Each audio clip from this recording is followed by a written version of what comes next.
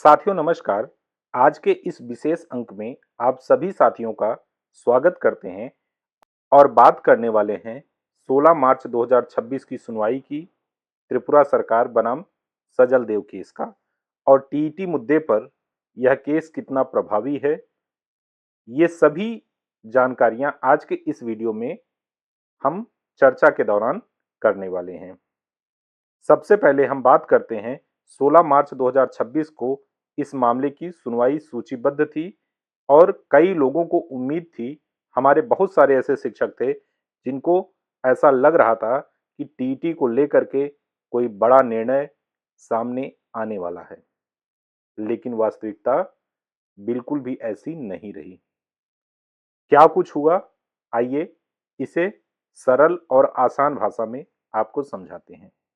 सबसे पहले 16 मार्च को सुप्रीम कोर्ट में इस केस की सुनवाई प्रारंभ होती है, लेकिन यह सुनवाई बहुत ही संक्षिप्त होती है। लगभग 5 से 7 मिनट तक ही सुनवाई चलती है। इस दौरान कोई बड़ा निर्णय, कोई बड़ा फैसला नहीं लिया जाता है। सुनवाई के दौरान मुख्य रूप से केस की वर्तमान स्थिति पर केवल चर्चा की जाती है। जो केस का स्टेटस होता है केवल उस बिंदु पर बात की जाती है और बहुत सारे इसमें ऐसे रिस्पोंडेंट होते हैं। हालांकि इस केस में रिस्पोंडेंट की जो संख्या है वो लगभग 400 है और इसमें से कुछ एक रिस्पोंडेंट ऐसे हैं जिनका निधन हो चुका है। उनकी जगह पर, उनके स्थान पर नए पक्षकार शामिल हो रहे हैं। इस वजह से भी इस केस की सुनवाई बहुत प्रभावी नहीं रही। इसके बाद त्रिपुरा सरकार अपना आर्गुमेंट रखती है। त्रिपुरा सरकार कहती है माननीय उच्चतम न्यायालय में कि टीईटी का मुद्दा 1 सितंबर 2025 को माननीय उच्चतम न्यायालय के द्वारा पहले ही निर्णीत किया जा चुका है, पहले ही इस पर फैसला आ चुका है।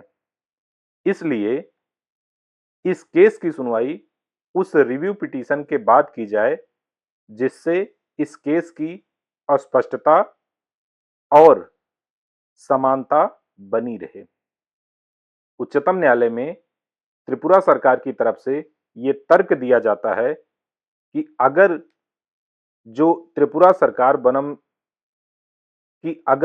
सरकार बनाम सजल देव केस में जो 1 सितंबर 2025 का उच्चतम न्यायालय का आदेश आया है, उस आदेश के मद्देनजर इसमें फैसला ले लिया जाता है, तो कहीं ना कहीं 1 सितंबर 2025 के आदेश के खिलाफ जो रिव्यू पिटीशन पड़ी हुई हैं, उस रिव्यू पिटीशन में अगर फैसला बदलता है तो उच्चतम न्यायालय के त्रिपुरा सरकार बनाम सजल देव केस के फैसले को भी प्रभावित करेगा। इसलिए त्रिपुरा सरकार के जो सरकारी अधिवक्ता थे, उन्होंने ये ये रिक्वेस्ट की उच्चतम न्यायालय से कि इस केस की सुनवाई फिलहाल तब तक टाल दी जाए जब तक रिव्यू पिटीशन पर कोई डिसीजन नहीं हो जाता है। कोर्ट ने इस बात से सहमति जताई और मामले को आगे के लिए स्थगित कर दिया और इसमें अगली डेट 14 अप्रैल 2026 को निर्धारित कर दी। साथियों, अब यहां समझने वाली बात सबसे महत्वपूर्ण यह है कि फिलहाल टीईटी को लेकर के कोई नया निर्णय नहीं आया हुआ है। 1 सितंबर 2025 को सुप्रीम कोर्ट द्वारा यह निर्णय दिया गया जो अभी तक फिलहाल देश के सभी शिक्षकों पर प्रभावी है।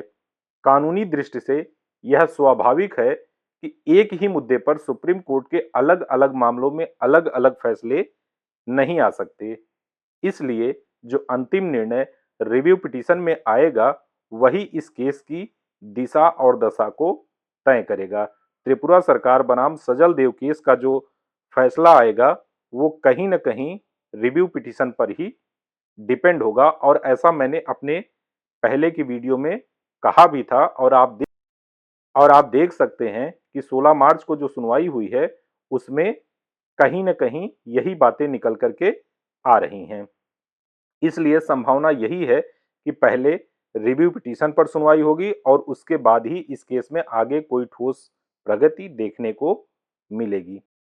14 अप्रैल की अगली तारीख तय कर दी गई है और ये उम्मीद की जा रही है कि रिव्यू पिटीशन की सुनवाई संभवतः 14 अप्रैल के पहले हो जाए।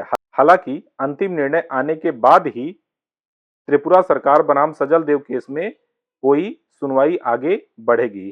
क्यों, निश्चित रूप से आप ये मान लीजिएगा कि जब तक त्रिपुरा सरकार का मामला चल रहा है उस पर केवल डेट पे डेट बढ़ती जाएगी। क्यों? क्योंकि अभी हमारे रिव्यू पिटीशन पर कोई सुनवाई नहीं हुई है। जब रिव्यू पिटीशन पर कोई सुनवाई हो जाएगी, कोई डिसीजन आ जाएगा, चूंकि वही आदेश त्रिपुरा सरकार बनाम सजल देव केस को भी प्रभावित करेगा, इसलिए त्रिपुरा सरकार बनाम सजल देव केस हो या फिर कोई और भी टीटी से जुड़ा हुआ केस हो, उसका आदेश 1 सितंबर 2025 का जो आदेश आया है उसके रिव्यू पिटीशन के आदेश के बाद ही होगा।